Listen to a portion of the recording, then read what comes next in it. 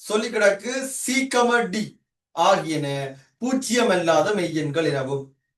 இப்ப தந்து கிடக்கு எஃப்எக்ஸ் சமன் எவ்வளவாம்? எஃப்எக்ஸ் என்றது ஆறாவது வழி தானே. எக்ஸ் கனம் சக 2x வர்க்கம் சக டிஎக்ஸ் சக சிடி எனவும் கொள்வோம்.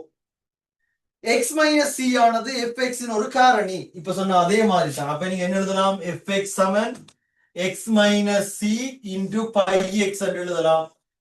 இதை பார்த்தால என்ன செய்ய தோணும்? எக்ஸுக்கு பதிலா சி போட தோணும். அப்ப எக்ஸுக்கு பதிலா சி போட்டீங்கன்னு சொன்னா என்னது? எஃப்சி சமன் 0 என்று வரும். அப்ப இப்ப சொல்லுங்க, அதுல கொண்டு இதெண்டா என்ன அர்த்தம்? எக்ஸுக்கு பதிலா சி போட போறோம். அப்ப சீக்கணம் சக 2c வர்க்கம் சக டிசி பிளஸ் சிடி சமன் 0. இப்ப இவரும் வெட்டுப்பட இது ரெண்டு மிஞ்ச போது சி வர்க்கத்தை பொதுவெடுத்தா சி பிளஸ் 2 சமன் 0 என்று வரும். அந்த கேள்விக்குள்ள முதலாவது வரியிலே கிடக்கு சியும் டியும் 0 அல்லாத மெய்யெண்கள். அப்ப என்னது? இவர் 0 இல்ல. அப்ப சி சமன் எவ்வளவு? -2. அது முடிச்சு.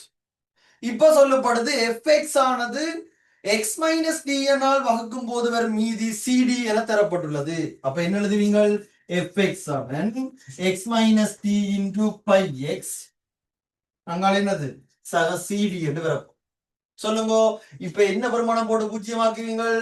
எக்ஸுக்கு பதிலாக டிய போட்டு விட்டீங்கன்னு சொன்னா எஃப்டி சமன் இங்க டிய போட்டா 0 வரப்போகுது, அங்க சிடி என்று வரப்போம்.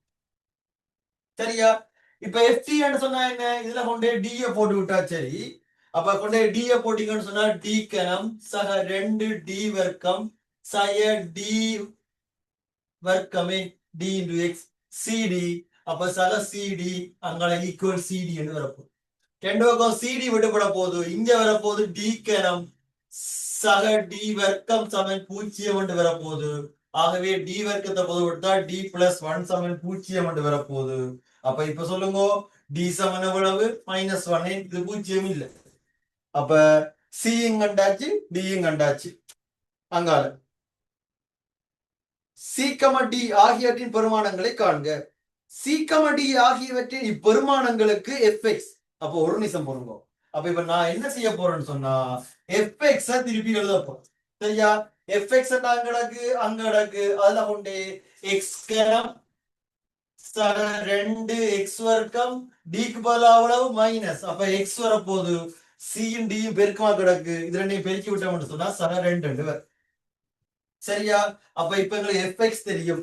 இப்ப சொல்லப்படுது எஃப்எக்ஸ் ஆனது எக்ஸ் சக 2 முழுவதின் வர்க்கத்தினால் வகுக்கும் போது மீதியை காணும். அப்ப என்ன எழுதுவீங்கள்?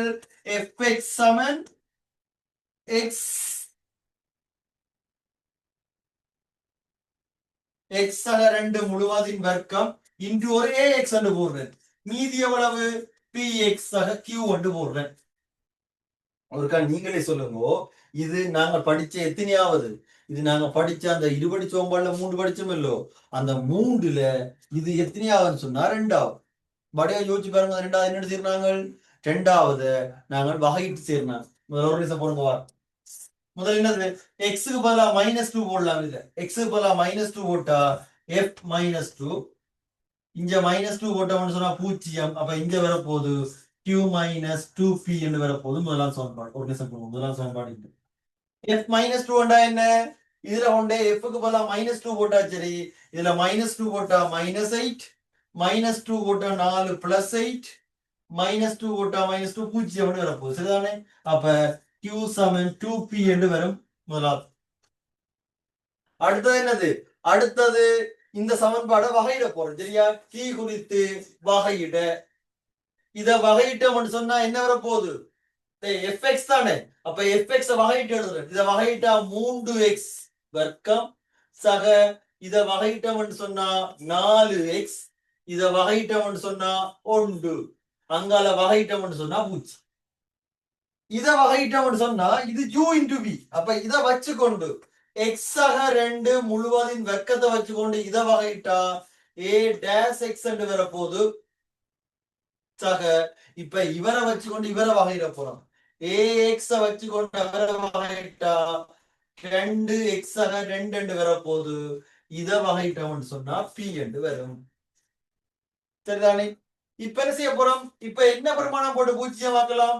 எக்ஸுக்கு -2 போட்டு விட்டோம்னு சொன்னா இங்க -2 போட்டா 4 12 -2 போட்டா 8 -8 அப்ப 4 5 அப்ப 5 சமன் இங்க எவ்வளவு வரப்போகுது? 0 என்று வரப்போகுது. சோ இது P என்று வரும்.